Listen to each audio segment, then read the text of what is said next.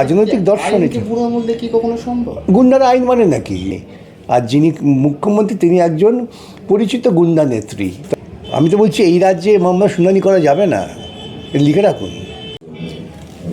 34 বছরের বাম শাসন দেখেছি, কিন্তু এই বছর বছর যেভাবে দেখছি যে আগের বিধানসভাতে যেভাবে দেখলাম যে রাজীব কুমার, এবারে দেখলাম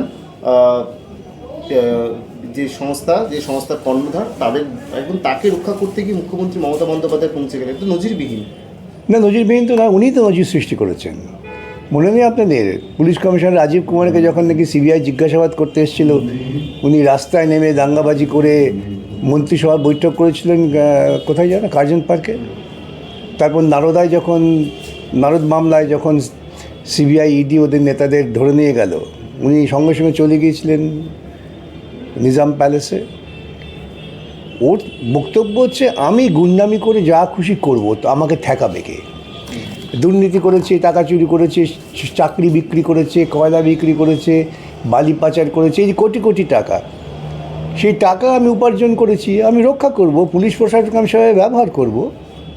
এটাই তো ওর দর্শন, ও রাজনৈতিক দর্শন এটা। কি কখনো সম্ভব? গুন্ডারা আইন মানে নাকি? গুন্ডারা কখন আইনকে ভয় পায়? যখন আদালতে আসে তখন ভয় পায়, সেই জন্য আদালতে গিয়ে ওরা অশান্তি করে। ওরা একটা জায়গাকে ভয় পায়, তা হচ্ছে কোর্ট। কিন্তু সেই কোর্টে ওরা অশান্তি করে দাঙ্গাবাজি করছে। বিচারপতিদের শুনতে দেবো না, যে বিচারপতি শুনবে তার বিরুদ্ধে গালাগালি করব, লোক জড়ো করব, কুৎসা করব। সুতরাং এই রাজ্যের চূড়ান্ত অরাজকতা, এখানে আইন শৃঙ্খলার বলে কিছু নেই। আর যিনি মুখ্যমন্ত্রী তিনি একজন পরিচিত গুন্ডা নেত্রী, তার আচার আচরণ গুন্ডাদের মতো, এর বাইরে কিছু না।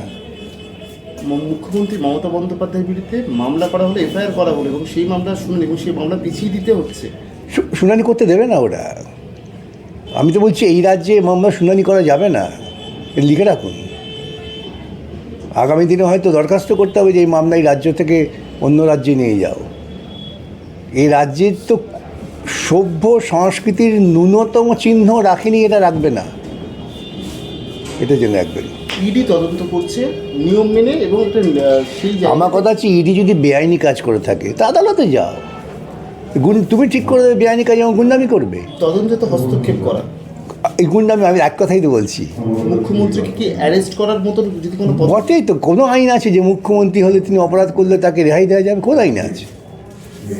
আমি কলকাতা হাইকোর্টে জাজমেন্ট করে দিয়েছি, যখন অ্যাসেম্বলিতে এই সারদা তদন্তের জন্য আওয়াজ তুলেছিলেন, দেবনীলা হেমব্রম আর গৌরাঙ্গ চ্যাটার্জিকে মেরে মাথা ফাটিয়ে দিয়েছিল, এফআইআর করছিলেন। আমি তো আদালতে গিয়ে আদালত বলছি না, এফআইআর করতে হবে। তোমার তো কোনো সুরক্ষা নেই, তুমি তো আইনের ঊর্ধ্বে নও।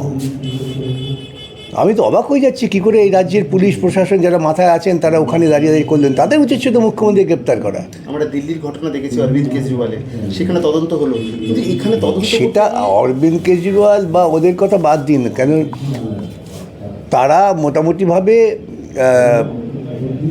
সরাসরিভাবে মোদি এবং বিজেপির অমিত শাহর বিরোধিতা করছিল।